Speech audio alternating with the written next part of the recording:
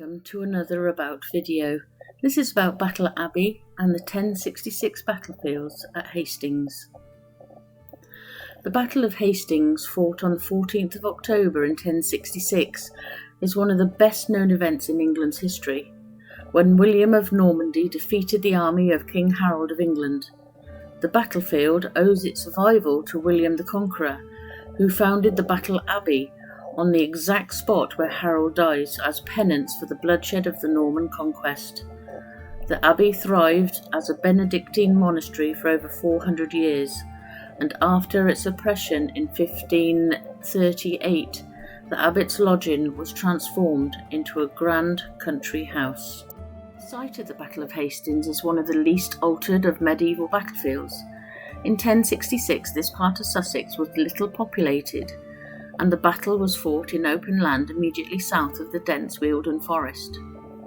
The ridge was held by the Saxon army, and with the Norman forces attacking from the south, with perhaps 14,000 soldiers involved. Fighting is likely to have spread along the ridge now marked to the east of the abbey by the road to Sedlescombe. The foundation of the abbey a few years later effectively preserved most of the battlefield, although no relics of the battle have ever been found there. The centre of the Saxon lines lie under the abbey buildings and outer court, but fierce fighting also took place on the southern hillside. This became part of the abbey's great park, maintained primarily for hunting and exercise.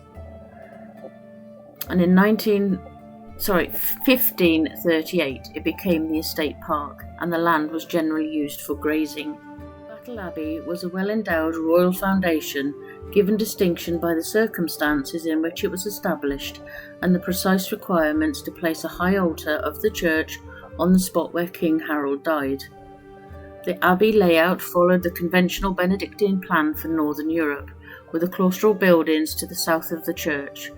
Most of the abbey buildings were reconstructed in the 13th century, and after the closure of the abbey in 1538, the majority were demolished or gradually became ruinous from neglect.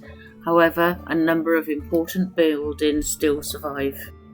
The principal sources for the Battle of Hastings are the Bayeux Tapestry and the chronicler William of Poitiers. Between them, they provide more information than for any other medieval battle, although many details remain unclear. Both armies were equipped with similar armour and weapons, but the Norman archers also had powerful crossbows, and the Norman armies relied on a cavalry force of perhaps 2,000 to 3,000 knights and esquires. The English forces travelled on horseback, but fought on foot. At their centre were their housecarls and the king's retainers with their fearsome battle axes, perhaps the finest infantry in Europe. The Battle of Hastings was exceptionally long by medieval standards, lasting all day, an indication of how evenly matched the rival armies were. The English, protected by their shield wall, withstood repeated and bloody assaults up the hillside by Norman cavalry and archers.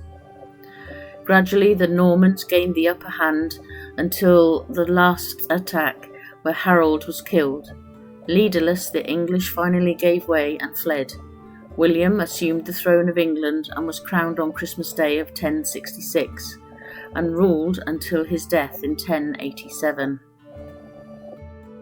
I hope you enjoyed this brief look into the Battle of Hastings and Battle Abbey.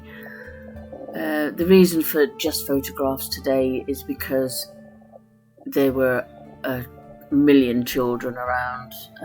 There was a wedding on, so we had to be respectful and give everybody space. Anyway, until next time, thumbs up, like, comment, share, and we'll see you again. Thank you for watching. Bye.